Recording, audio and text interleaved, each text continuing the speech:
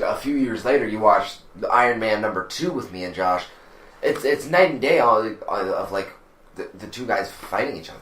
Yeah. So you basically, from that first match, you took the notes, you went home, you studied, you worked on what you needed to work on, and then the next time you stepped in the ring, you were like, this isn't going to be like the last time. No. I've evolved. So if anything, at that point, to play on words, you're going to like this, you went from beta to alpha. There it is. That was exactly it. Yeah. And your aggression became ruthless. Yeah. Segue. I like it. Bravo. I've been thinking about that for the last 5 minutes now. Ruthless aggression. I like it. John Cena style. So, in terms of all the guys you've wrestled with in the indies so far, and everybody that you faced, who would you say is your favorite to step into the ring with? We asked you who you'd like to work with in the indies. Yeah. But who's your favorite? I mean, we've heard you talk about Josh and how candid and how much you love fighting Josh. But let's take Josh off the table for a second. Yeah, let's take Ethan Page off the table for a second. All the other cats you've wrestled against in the indies or even with, who's your favorite dance partner that you have right now? One guy, if you're on the card with him, you're like, yes, this is going to be a 5-star across the board. Someone who I just love to wrestle all the time. Honestly, someone who I would like to just like put in the car with me and travel around and this is our match, everybody. I would say Shane Saber.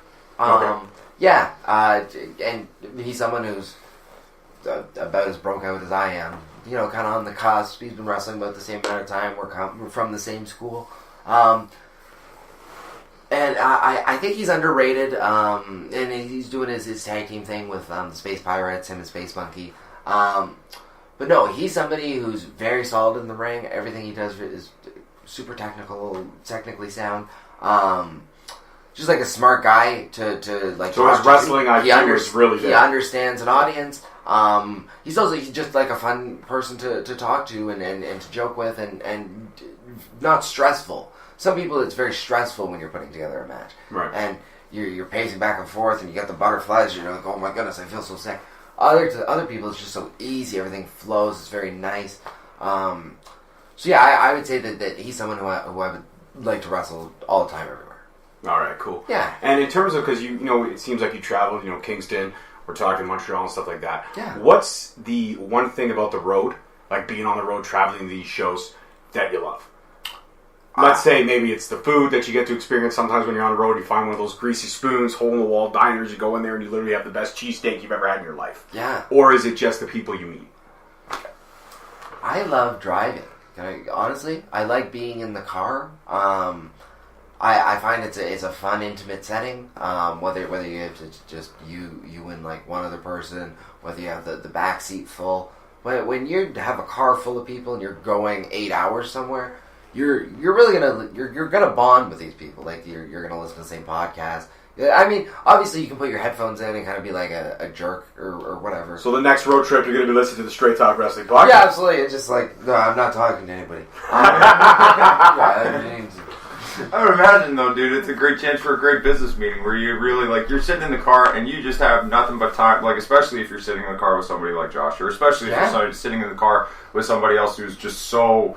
like you just seem like that kind of rambunctious person about the business that just really loves the business. You love everything it encompasses, and so therefore having another mind in the car with you to be able to kind of sit there the way like Sean and Triple H used to talk about, like being in the car and talking like forever in a day all the way to the next show or whatever the case. And it doesn't necessarily always have to be about wrestling, but it's just always just like having that great person to connect with while you're in the car. Yeah, having somebody to talk to and kind of bounce ideas off of and laugh and honestly, just like share your life with, like, hey man, like, how's your wife been?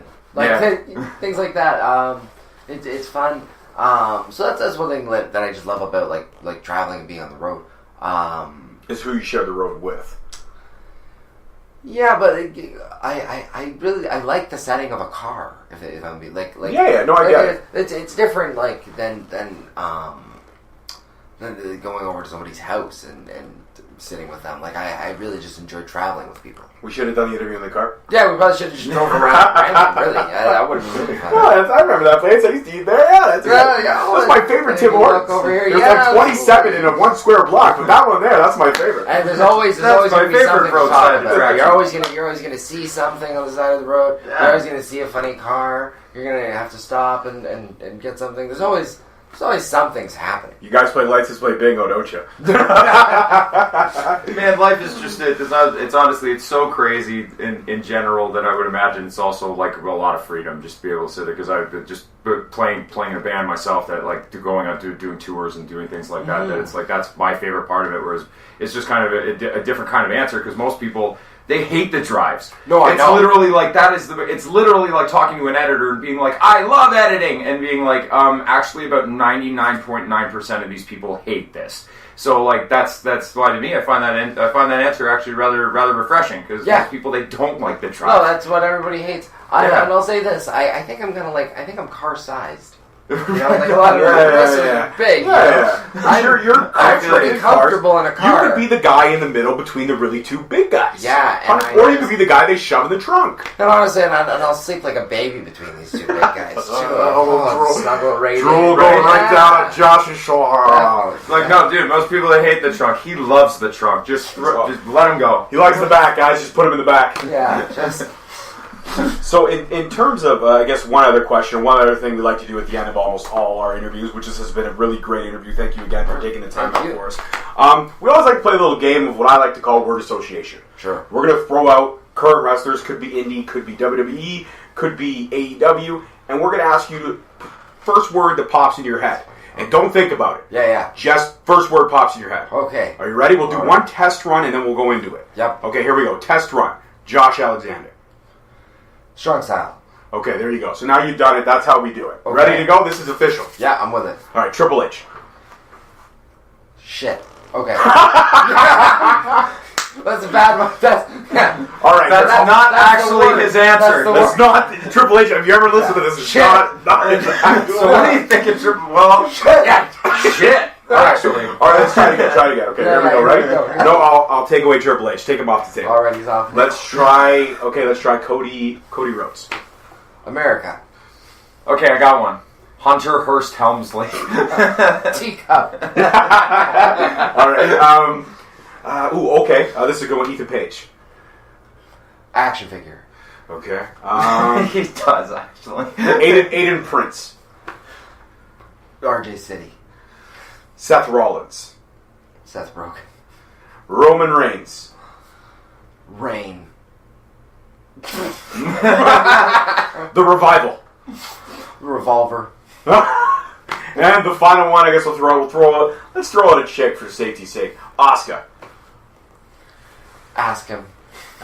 Yeah, I'm not good at this, guys. All right, well that's our word association today with Kobe Durst. So you get awesome. Pretty complicated brain. All right, and weirdos make the most money in the world. Remember that. And my final question: we're going to get a little serious for a second before we wrap this up. If there's a young kid out there who's watched one of your matches and listening to you and listening to how much you love the business, and he himself or she herself is thinking about getting into this thing, what's the one piece of advice you would like to give an up-and-comer? Just really think about your options. And what do you mean by that? By that I mean wrestling is fantastic and it's wonderful, but it's very, very tough. And it's a tough road. It's a tough grind. You're gonna have a hard time making friends. You're gonna have a hard time, keeping jobs or relationships and things like that. But if you really love it, you'll stick to it. But you have to really be passionate about it. So just really, really know yourself, and if you really want to do it, do it. Awesome. Yeah. That's a great answer. That's the typical answer that we've got, and that's the greatest answer that we can ask for. Sure. Again, Kobe Durst, thank you so much for hanging out with us today in Straight Talk Studios. You are welcome back anytime, sir. Anytime you want to come back, anytime you want to shoot the shit, you can call us, whatever, it's all good. Anytime you want to come back, you're always welcome. We'll definitely have to have reunions every so often. Yeah, absolutely. So close. No, we'll hit you back up in a year. We'll see how the Kobe Durst train is moving in a year from now. Absolutely. Right. What a funny time it would be if I'm just doing terrible. Well, let's bring it back in a year, and it's like, guys, I'm sorry, but he's accomplished nothing of what he said he was going to a year ago. My back it's like Hulk Hogan before he hit, like after post rubber tan, fucking all that stuff going down. Yeah. Like Slater in that episode of Saved by the Bell where he's overweight, looking like a fat, tanned Hogan. Amazing. All right, Kobe, well, thank you so much for taking the time out with us today. We appreciate it. Guys, don't forget to tune in next week. We got another great show coming at you. It'll be amazing. As always, I am your host, George Mackay. I'm Steve the Animal Mitchell. And we will see you guys next time. Take it easy. Thank you all so much for tuning in. Catch us every Wednesday at 7:30 on Spreaker, Stitcher, Spotify, iHeartRadio, iTunes, and Google Play Music.